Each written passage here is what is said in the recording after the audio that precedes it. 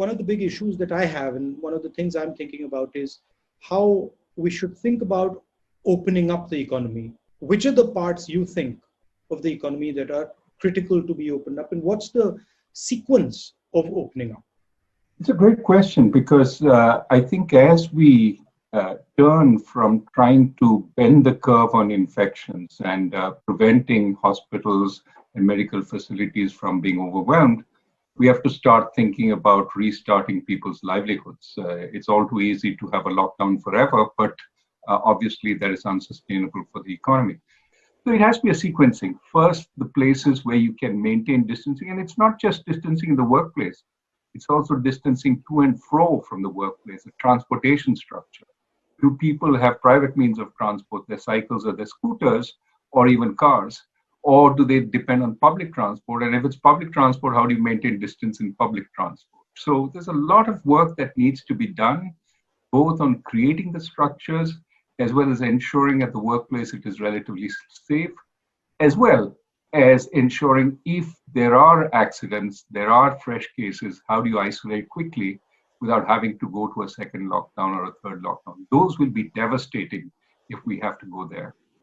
That's what a lot of people say, that if you get into a cyclical lockdown, if you open up and then you're forced to shut down, and then you open up and you're forced to shut down again, then that is devastating for economic activity because it would completely destroy trust.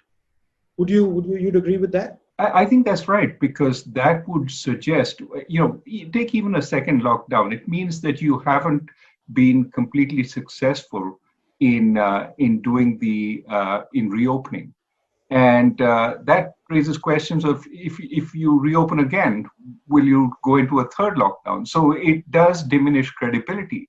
That said, I don't think we have to aim for 100% sort of success. That is 0 cases when we open up. That's unachievable. What we have to do is manage the reopening so that when there are cases, we isolate them. But at the heart of that management, knowing which areas are having heavy infections, which areas are not, at the heart of that process, of course, is testing. And there's a sense in India, and that the testing capability is in itself limited.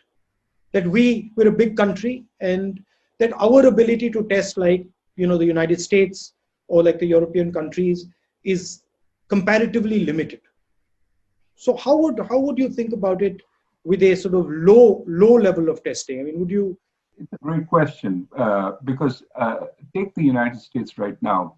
It's ramped up to about 150,000 tests per day. But the consensus amongst experts, certainly the epidemiologists, is that to really be confident about opening up, you have to triple that to 500,000 tests a day at least. And some are talking of numbers in the millions. Well, just multiply by 4 to get 4.5 to get India's population. And you're talking about 2 million tests a day if you want to get the level of confidence that you have in the United States. And clearly, we are nowhere near that. I think we're somewhere around 30,000 tests a day at this point. But we have to be cleverer about opening up, which means perhaps do mass testing.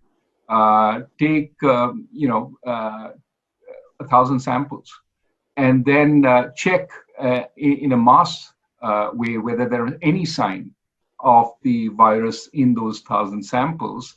And if you do find that, then go deeper into that particular sample and check who it might be. But this way, these are ways of testing which reduce the burden on the test infrastructure and can allow us to try and vet much more. It's in some sense less intensive, but it is cleverer. We have to be cleverer about the reopening because we simply can't wait till we have that kind of facility. There's going to be the impact of the virus, and then after some time, there's going to be the impact on the economy, a sort of blowback impact that is going to come, real impact that is going to come a couple months from now. How do you sort of make the balance between fighting the virus right now and fighting the consequences of the virus 3 or 4 months down the line? I think there has to be a prioritization because our capacities and our resources are limited. Certainly, our financial, fiscal resources are more limited than the West. So, what we need to do is decide how do we keep this economy together so that when we reopen up, it's sort of able to walk off the sick bed and not be impaired at that point. So. Most immediately, I think keep people, well and alive. Food is extremely important. Reach it to every place. Places our public distribution system does not go. Amartya Sen and Abhijit Banerjee and I have talked about temporary ration cards, for example, for people who don't have access. But you have to treat this pandemic as a situation which is unprecedented. We have to break norms in order to tackle what is needed, while at the same time keeping in mind that there's an overall budgetary sort of limit. There are only so many resources we have. What do you think about the agricultural sector and the workers, migrant workers? How should we be thinking about their finances? Well, this is where I think the efforts we made on direct benefits transfers sort of needs to be realized at this point. All the ways we transfer to relatively poor people, we need to take a call on that. We have different ways of accessing through widows' pensions, through the Manrega rolls, and we need to say, look, these are people who don't have a job right now, who don't have a livelihood. And for the next 3 or 4 months, while this uncertainty is on, we're going to support them. But in terms of the sort of priority, keeping people alive and keeping them from having to go onto the street, in protest or looking for work is probably useful at a time of lockdown.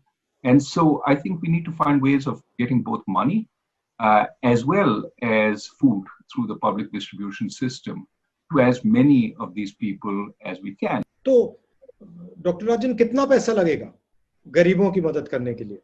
तकरीबन 65,000 करोड़ 65,000 और 65,000 करोड़ इतना ज्यादा नहीं है. हमारा GDP 200 lakh crore है. और उसमें 65,000 करोड़ इतना ज्यादा नहीं है, तो कर सकते हैं.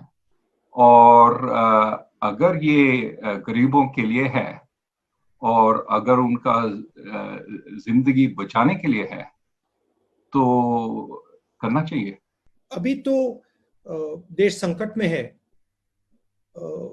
मगर कोविड के बाद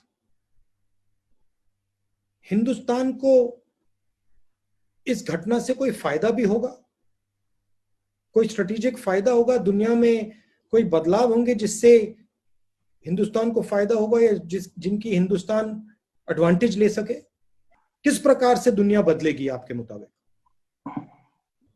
These kinds of incidents